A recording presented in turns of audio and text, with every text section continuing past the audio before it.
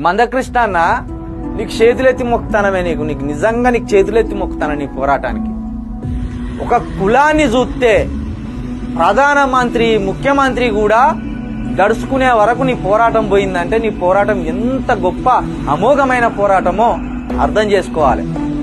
మాదిగ జాతి కానీ దళిత జాతి కానీ ఏబిసిడి వర్గీకరణ విషయంలో చంద్రబాబుకు సుసుపడ్డది. రాజశేఖర్ రెడ్డి ఉండగానే, రాజశేఖర్ రెడ్డి చూస్తుండగానే అసెంబ్లీ ఎక్కి అసెంబ్లీ మీద మాదిగల జెండా నాటిండ్లు, అసెంబ్లీకి తలగబెట్టిండ్లు కూడా. ఇగో మాదిగ అని చెప్పుకోవడానికి భయపడిన రోజు నుండి ఒక్క మాదిగ స్నేహితుడు ఉంటే బాగుండ్రా అనే కాడికి వచ్చింది పరిస్థితి.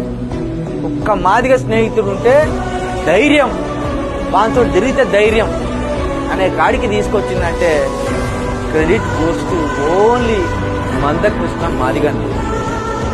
నిజంగా నీ పోరాటాన్ని ఈ మాదిగ జాతి మరవద్దు, ఈ దళిత జాతి మరవద్దు. మాలోనికి కష్టం వచ్చినా మందకృష్ణాన్ని నిలబడతాడు, కమ్మరోళ్ళకి కష్టం వచ్చినా మందకృష్ణాన్ని నిలబడతాడు, ఎరకలోళ్ళకి కష్టం వచ్చినా మందకృష్ణాన్ని నిలబడతాడు, ఆఖరికి రెడ్డిలోకి కష్టం వచ్చినా మందకృష్ణాన్ని వచ్చి ముందర నిలబడతాడు. గంత అమోఘమైన పోరాటం అన్నది. అసలు నీ నిజంగా నీ గురించి చెప్తాను కొన్నిసార్లు ఉండే అసలు భావోద్వేగంతో ఎక్కడికో వెళ్ళిపోతుంది. కానీ నిజంగా